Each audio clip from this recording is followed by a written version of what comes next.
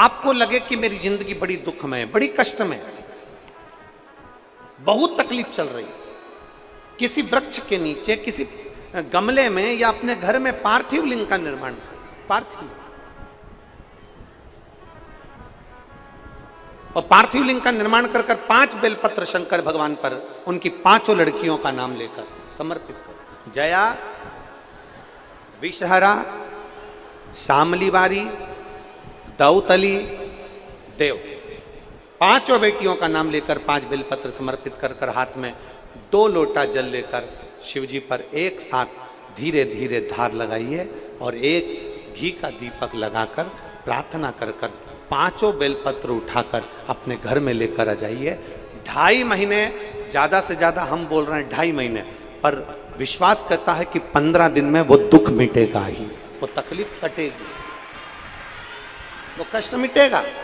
और अमलेश्वर की पवित्र भूमि से आप भी एक बात लेकर जाना, जब तुमको लगे कि मेरी जिंदगी बड़ी कष्ट में चल रही है, बहुत दुख का जीवन चल रहा है, बहुत तकलीफ चल रही है, बहुत तकलीफ,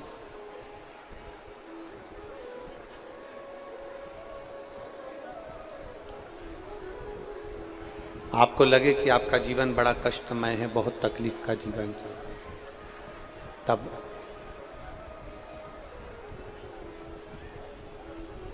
अपने घर के बाहर कोई गमला हो, कोई स्थान हो, कोई पेड़ वृक्ष हो, उसकी मिट्टी को शिवलिंग के रूप में निर्मित करो।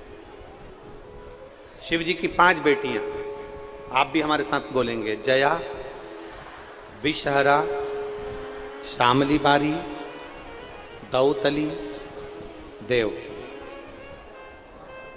शंकर जी की 5 बेटियों का नाम लेते जाना है।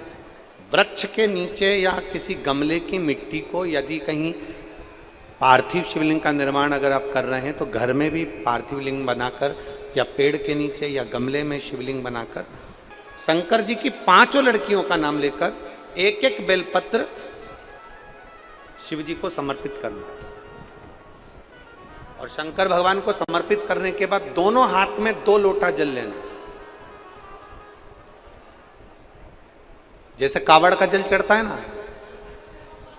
कावड़ का जल कैसे चढ़ाते हैं, दोनों हाथ में पात्र लेकर एक साथ धार लगाता, बस वैसा ही। आपको लग रहा है कि मेरी जिंदगी बहुत कष्ट में चल रही है, पूरा पूरा दुख भगवान ने मेरे ऊपर ही दे दिया, बहुत पूरी जिंदगी का पूरा कष्ट मुझे दे दिया, पूरा कष्ट। आपको लग रहा केवल शिव की आराधना करना। एक महिला यहां बैठी है जिसके घर में 5 साल तक उसने इंतजार करा था कि मेरे घर में औलाद हो जाएगी। 5 वर्ष नहीं, 5 वर्ष तक इंतजार करा, नहीं हुई। घर के लोगों ने विचार कर लिया अब इसके गर्भ से कभी औलाद नहीं हो सकती।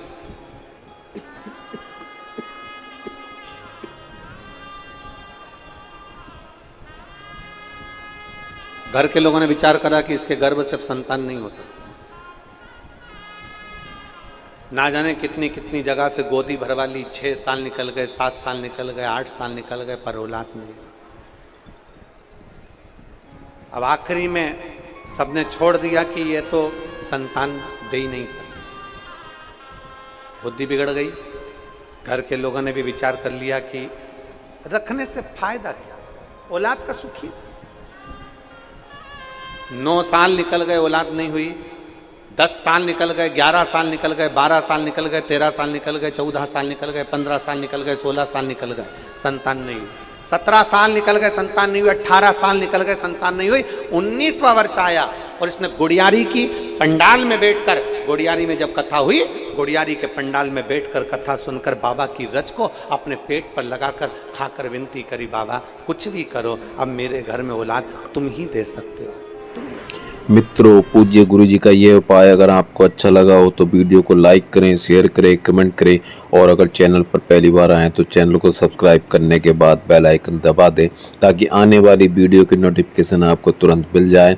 वीडियो देखने के लिए धन्यवाद। श्री शिवाय नमस्तुभ्यम।